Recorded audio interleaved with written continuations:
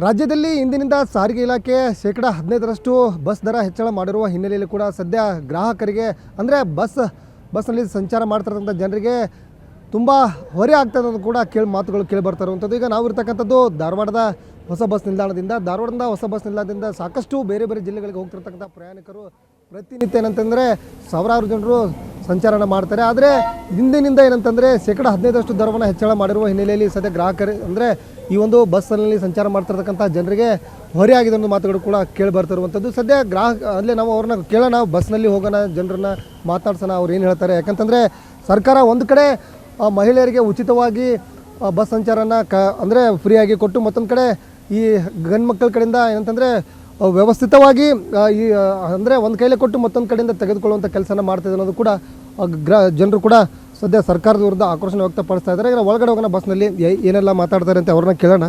ಯಾಕಂತಂದರೆ ರಾಜ್ಯ ಸರ್ಕಾರ ಸದ್ಯ ಇಂದಿನಿಂದ ಹೆಚ್ಚಳವಾಗಿ ಅಂದರೆ ಶೇಕಡ 15ರಷ್ಟು ದರವನ್ನು ಹೆಚ್ಚಳ ಮಾಡಿದೆ. ಈಗ ಪ್ರಯಾಣಿಕರದ ಅವ್ರನ್ನ ಮಾತಾಡ್ಸೋಣ. ಸರ್, ಈಗ ರಾಜ್ಯ ಸರ್ಕಾರ ಮತ್ತೆ 15% ಜಾಸ್ತಿ ಮಾಡಿದೆ ಬಸ್ ದರ. ಹೌದು, ನಾ ಇವತ್ತಿಂದ ನೋಡಿದ್ದೆ ಅದನ್ನೇ. 50 ರೂಪಾಯಿ ಇತ್ತು ಹುಳಿಗೆ. ನಮಗೆ ಸೀನಿಯರ್ ಸಿಟಿಜನ್ ನಾವು 3 ರೂಪಾಯಿ ಹೆಚ್ಚಿಗೆ ಆಗೈತಿ ಅದಕ್ಕೆ. ಅಲ್ಲ ಸರ್, ಈಗ ರಾಜ್ಯ ಸರ್ಕಾರ ಈ ರೀತಿ ಮಾಡ್ತಾ ಇರೋದು ಎಷ್ಟರ ಮಟ್ಟಿಗೆ ಸರಿ ಅಂತ? ಒಂದು ಕಡೆ ಹೆಣ್ಮಕ್ಳಿಗೆ ಫ್ರೀ ಬಿಡ್ತಾರೆ, ಮತ್ತೊಂದು ಕಡೆ ಗಂಡು ಮಕ್ಳ ಕಡೆಯಿಂದ ವಾಪಸ್ ತೊಗೊಳ್ಳೋಂಥದ್ದು ತಪ್ಪದ ರೀ. ಅವರ ತಪ್ಪಂದೇ ರೀ, ಅಷ್ಟೇ. ಮತ್ತು ಒಳಗಡೆ ಹೋಗೋಣ, ಇನ್ನೂ ಇದ್ದಾರೆ, ಮಾತಾಡ್ಸೋಣ ಪ್ರಯಾಣಿಕರನ್ನ. ಬ್ರದರ್, ಈಗ ಜಾಸ್ತಿ ದರ ತೊಗೊಳ್ತಾ ಇದ್ದಾರೆ ರಾಜ್ಯ ಸರ್ಕಾರ. ಒಂದು ಕಡೆ ಮಹಿಳೆಯರಿಗೆ ಫ್ರೀಯಾಗಿ ಬಸ್ನಲ್ಲಿ ಸಂಚಾರ ಮಾಡಲಿಕ್ಕೆ ಅವಕಾಶ ಕೊಟ್ಟಿದೆ, ಸ್ತ್ರೀ ಶಕ್ತಿ ಇದರಿಂದ ಮಹಿಳೆಯರಿಗೆ. ಮತ್ತೊಂದು ಕಡೆ ಈ ರೀತಿ ಗಂಡು ಕಡೆ ಜಾಸ್ತಿ ಅಂದರೆ ಇವತ್ತಿಂದ 15% ಜಾಸ್ತಿ ತೊಗೊಳ್ತಾ ಇದ್ದಾರೆ. ಅದು ತಪ್ಪು, ತೊಗೋಬಾರ್ದು ಜಾಸ್ತಿ. ನಾವೆಲ್ಲ ಬೇರೆ ಕಡೆ ಊರಿಗೆ ಹೋಗಲಿಕ್ಕೆ ಪ್ರಾಬ್ಲಮ್ ಆಗ್ತಾಯಿದೆ, ಅಮೌಂಟ್ ಜಾಸ್ತಿ ಆಗೋದ್ರಿಂದ ಅದು ಹಂಗೆ ಮಾಡಬಾರ್ದು, ತಪ್ಪು. ಈಗ ನೀವು ಇಲ್ಲಿಂದ ಎಲ್ಲಿ ಹೊಂಟಿದ್ರಿ? ಈಗ ಬೈಲಹೊಂಗಲದಿಂದ ಹುಬ್ಳಿ. ಮೊದಲು ಎಷ್ಟಿತ್ತು ಮತ್ತು ಈಗ ಎಷ್ಟಿದೆ ದರ? ಈಗ ಇಲ್ಲಿ ಇನ್ನೂ ಜಾಸ್ತಿ ಮಾಡಿಲ್ಲ. ಇದು ಮಂಗಳೂರು ಬಸ್ ಅಲ್ವಾ, ಸೊ ಮಂಗಳೂರಿಗೆ ಹೋದ್ಮೇಲೆ ಚೇಂಜ್ ಆಗುತ್ತೆ ಅಂತ ಚೇಂಜ್ ಮಾಡಿಲ್ಲ. ಅಲ್ಲಿಂದ 10 ರೂಪೀಸ್ ಏನೋ ಜಾಸ್ತಿ ಆಗಿದೆ ಅಂತ ಅವ್ರು ಹೇಳಿದರು. ಕುಮಾರಸ್ವಾಮಿ ಅಂತಾರ, ಜನ 2 ದಿನ ಸರ್ಕಾರ ದರ ಜಾಸ್ತಿ ಮಾಡೈತಿ, 2 ದಿನ ಮಾತಾಡ್ತಾರೆ, ಸುಮ್ಮನೆ ಆಗಿಬಿಡ್ತಾರೆ, ಜನ ಪ್ರತಿಭಟನೆ ಮಾಡಲ್ಲ, ಮತ್ತು ಅವರು ಅಡ್ಜಸ್ಟ್ ಆಗ್ತಾರೆ ಅಂತೇಳಿ ಕುಮಾರಸ್ವಾಮಿ ಅವ್ರು ಅಂತಾರೆ. ಈ ಹೇಳಿಕೆ ಎಷ್ಟು ಸಮಂಜಸ ಅಂತ? ಏನು ಅವ್ರವ್ರಿಗೆ ಬಿಟ್ಟಿದ್ದು, ಬಟ್ ಏನೋ ಗೊತ್ತಿಲ್ಲ, ಒಟ್ಟು ನೋಡ್ಬೇಕು. ಅಲ್ಲ, ಜನರ ಬಗ್ಗೆ ಮಾತಾಡ್ತಾ ಇದ್ದಾರೆ ಅವರು. ಜನ ಏನು ಪ್ರಶ್ನೆ ಮಾಡಂಗಿಲ್ಲ ಸರ್ಕಾರಕ್ಕೆ ಅಂತೇಳಿ ಮಾಡ್ತಾರೆ ರೀ, ಬಟ್ ಅದೇನು ಅವ್ರು ಅರ್ಥ ಮಾಡ್ಕೋಬೇಕಲ್ಲ. ಜನ ಪ್ರತಿಭಟನೆ ಮಾಡ್ತಾರೆ, ಬಟ್ ಅದೆಲ್ಲ ಇನ್ನು ಸಮಸ್ಯೆ ಅಲ್ಲ, ಮಾಡ್ಕೋಬೇಕು. ಏನು ಮಾಡೋದು, ಪ್ರತಿಭಟನೆ ಮಾಡ್ತಾರೆ, ಇಲ್ಲ ಅಂತಲ್ಲ, ನೋಡ್ಬೇಕು ಏನಾಗುತ್ತೆ ಅಂತ.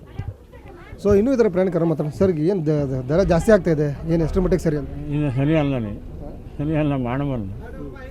ಅಂದರೆ ಒಂದು ಕಡೆ ಹೆಣ್ಮಕ್ಳಿಗೆ ಫ್ರೀಯಾಗಿ ಕೊಟ್ಟು ಗಂಡು ಮಕ್ಕಳ ಕಡೆ ತೊಗೊಳ್ಳುವಂಥ ಕೆಲಸ ಮಾಡ್ತಾ ಇದ್ದಾನೆ ಸರ್ಕಾರ. ಸರಿ ಅಲ್ಲ, ಇದು ಮಾಡಬಾರ್ದು. ಇನ್ನೂ ಕೆಲವೊಂದಿಷ್ಟು ಪ್ರಯಾಣಿಕರ ಅವ್ರನ್ನ ಮಾತಾಡ್ಸೋಣ ಇಲ್ಲಿ ಮುಂದ್ಗಡೆ. ಸರ್, ಈಗ ದರವನ್ನು ಜಾಸ್ತಿ ಮಾಡ್ತಾ ಇದ್ದಾರೆ.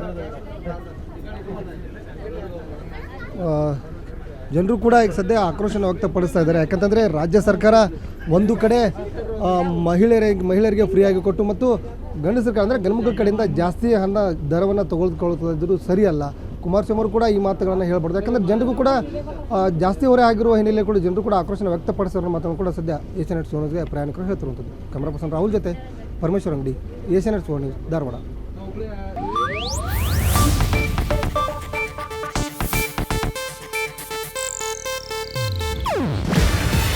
ಇದು ಏಷ್ಯಾನೆಟ್ ನ್ಯೂಸ್ ನೆಟ್ವರ್ಕ್ ಪ್ರಸ್ತುತಿ. ನೀವು ನೋಡ್ತಿದ್ದೀರಾ ಏಷ್ಯಾನೆಟ್ ಸುವರ್ಣ ನ್ಯೂಸ್.